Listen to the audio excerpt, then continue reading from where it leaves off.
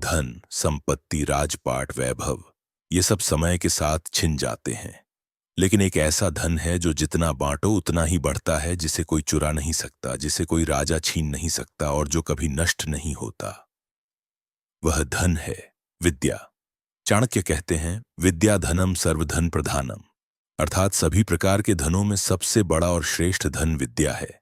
सोचिए, सोना चांदी, जवाहरात, महल, खेत खलिहान, यह सब छिन सकता है, लेकिन अगर किसी के पास ज्ञान है तो उसके पास एक ऐसा खजाना है जिसे कोई छीन नहीं सकता।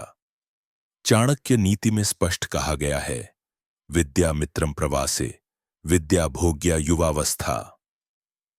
जब कोई व्यक्ति अपने देश गांव से दूर जाता है तो उसके साथ खड़े होने वाला सच्चा मित्र केवल विद्या होती है। और जब इंसान युवा अवस्था में होता है तब उसका असली सुख भी विद्या से ही मिलता है। विद्या का महत्व यह है कि यह मनुष्य को विवेक देती है। विवेक से अच्छे विचार आते हैं और अच्छे विचार से चरित्र बनता है।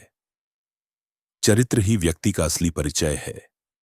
एक ज्ञानी मनुष्य, चाहे निर्धन ही क्यों न हो, समाज में सम्मान पाता है, और एक अज्ञानी व्यक्ति, चाहे उसके पास धन, बल और पद ही क्यों न हो, सम्मानित नहीं हो सकता। किसी विद्वान को देखकर मनुष्य सहज ही प्रभावित हो जाता है, क्योंकि विद्या के साथ विनम्रता जुड़ी होती है और विनम्रता के साथ सम्मान। चाणक्य का एक और वचन है, विद्या ही एकमात्र ऐसा धन है जो बांटने से बढ़ता है। धन यदि बांटा जाए तो कम होता है, शक्ति यदि बांटी जाए तो घट जाती है, परंतु विद्या जितनी बांटी जाएगी उतनी ही गहरी और प्रबल होती जाएगी। विद्या केवल पुस्तक का ज्ञान नहीं है, बल्कि यह जीवन जीने की कला भी है। जिसने विद्या प्राप्त कर ली उसके भीतर आत्मविश्वास आ जाता है। वह कठिन से कठिन परिस्थिति में भी अपना मार्ग ढूंढ लेता है।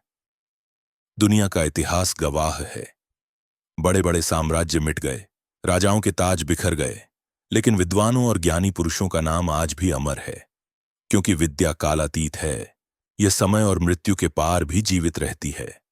इसलिए हे मानव, यदि तुम स्थायी सफलता चाहते हो तो सोना चांदी नहीं, राजपाट नहीं, विद्या को अपना सबसे बड़ा धन मानो, क्योंकि विद्या ही जन्म से मृत्यु तक हर यात्रा में तुम्हारा सच्चा मित्र है।